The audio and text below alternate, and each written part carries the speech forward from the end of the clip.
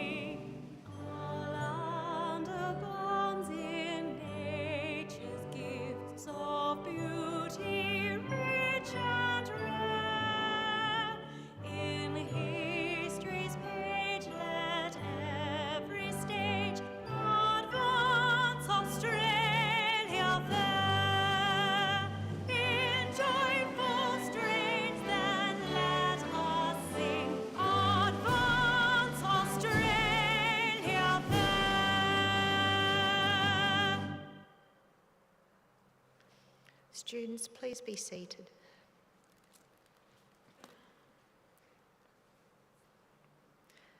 The Australian War Memorial was the vision of Charles Bean, Australia's First World War official historian. Bean landed with the Australian troops at Gallipoli and stayed with them at the front through to the end of the war. The idea of this National Memorial and Museum came to him at Pozières, France, in the depths of the bloody fighting of 1916. Bean's idea was that this would be a place where families and friends could mourn loved ones buried in faraway places. It would also be a place that could help all Australians understand what these men and women had endured and what they had done for us. Bean's vision, to which we remain true, is best expressed as inscribed at the entrance to the memorial's galleries.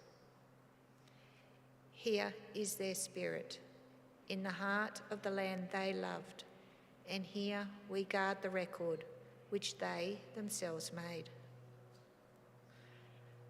Tonight, we'll read the story behind just one of those on the Roll of Honour, which lists the names of more than 103,000 men and women who have given their lives for us in war and on operations for more than a century.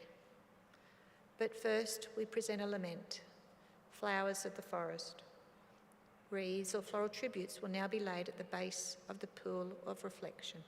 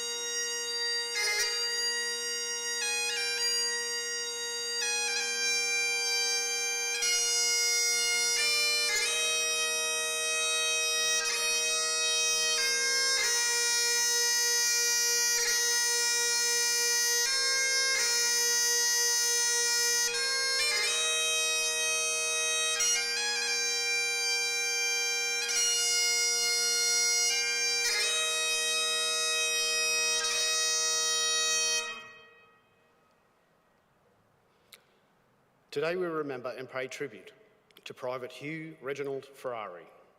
Hugh Ferrari was born on the 20th of September 1901 in Canberra, the only Victorian town that lies north of the Murray River. The son of Lucy and John Ferrari, who grew up in the region, going on to work as a farmer in Deniliquin, a town in the Murray region of New South Wales. Hugh served with the 20th Light Horse Regiment as a young adult, marching part-time with the militia unit known as the Victorian Mounted Rifles from 1920 to 1922. Hugh Ferrari enlisted in the 2nd Australian Imperial Force on the 8th of June 1940. After some initial training in mid-July, Private Ferrari was transferred to the newly formed 2nd 21st Infantry Battalion. Roughly half the recruits of the new battalion were from Melbourne, with the rest, like Ferrari, coming from rural Victoria. Ferrari had some early friction with military discipline. In early August, he was found absent without leave and was reprimanded and confined to barracks for 2 days' punishment. After training at Tarrawal in late September, Ferrari and his battalion began the move to Bonegilla, near Wodonga, on the New South Wales-Victorian border. The men made the journey on foot, arriving in early October. Around that time, Ferrari was found guilty of striking a picket and was confined to barracks for 2 weeks as punishment. In 1941, the battalion began another move to Darwin in the Northern Territory. The 2nd 21st had been earmarked to reinforce Dutch troops on the island of Ambon in the event of a Japanese attack. Although military sense dictated the battalion should be deployed as early as possible, it was thought that a premature deployment could provoke Japanese action. Instead, the battalion will be held in Darwin until the Japanese intentions were clear. The 2nd 21st began arriving in Darwin in early April. Its 9-month stay was not a happy one. The primitive amenities, isolation and mundane garrison duties lowered morale.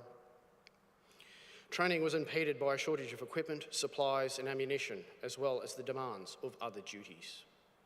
On the 8th of December, news of the long-expected Japanese attacks arrived. 5 days later, the battalion was on its way to Ambon to join elements of the 18th Anti-Tank Battery, the 2nd 11th Field Company, and the 2nd 12th Field Ambulance, and other supporting troops from Gulf Force. The commanding officer of the 2nd 21st, Lieutenant Colonel Leonard Roach, despaired of the situation facing the battalion. Cooperation with the Dutch forces was difficult. Transport, air and artillery support and the reserve of rations and ammunition were all limited. The combined Australian and Dutch force, numbering 3,700 troops, was likely to be overwhelmed by a larger Japanese force. After a series of messages urging reinforcements, Roach signalled that the defence of Ambon was untenable. He was removed from command and replaced by Lieutenant Colonel William Scott. On the eve of the Japanese invasion, Scott relocated many of the defensive positions, leaving the battalion even less prepared for the Japanese invasion. 3 battalions of Japanese infantry and a battalion of Marines landed on the night of the 30th of January 1942. Within 24 hours, the Dutch forces had surrendered and Roach's dire prediction had come to pass. Despite instances of brave and determined resistance, the 2nd 21st could not hold back the Japanese. On the 2nd of February, Bravo and Charlie companies were massacred around the Laha airfield, and the remainder of the battalion surrendered on the 3rd of February and were imprisoned at their former barracks at Tantui. Private Ferrari was amongst the survivors of the 2nd 21st Battalion and became a prisoner of war for the Japanese. Conditions for the prisoners on Ambon were harsh. They suffered the highest death rate of any Australian prisoners of the war.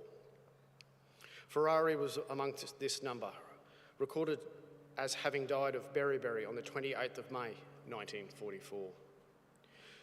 He was 42 years old. Today, his remains lie buried at the Ambon War Cemetery.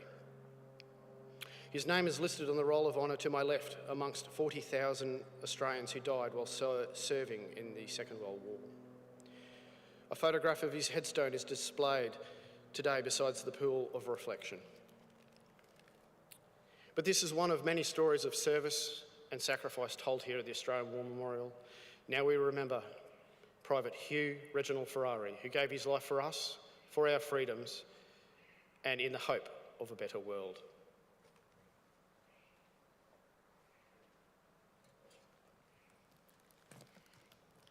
Please stand for the reading of the ode and sounding of the last post.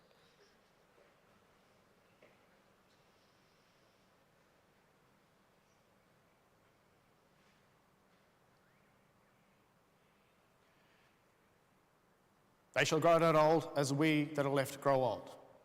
Age shall not weary them, nor the years condemn. At the going down of the sun and in the morning, we will remember them. We will remember them.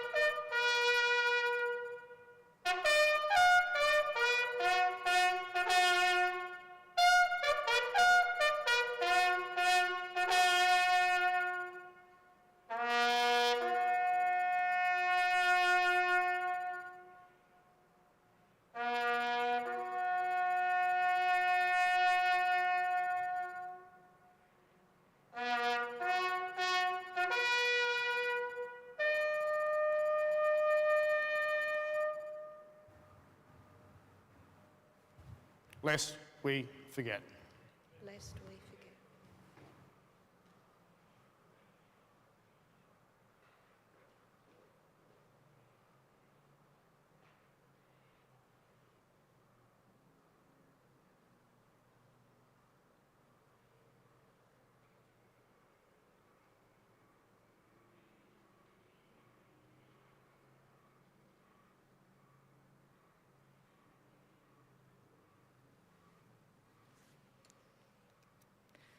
We leave you this evening with the words of the memorial's founder, Charles Bean. Many a man lying out there at Pozières or in the low scrub at Gallipoli, with his poor, tired senses barely working through the fever of his brain, has thought in his last moments, well, it's over, but in Australia they will be proud of this. Ladies and gentlemen, girls and boys, that concludes the last post ceremony. On behalf of the Director, staff and volunteers, thank you for visiting the Australian War Memorial today. We wish you all a very pleasant evening.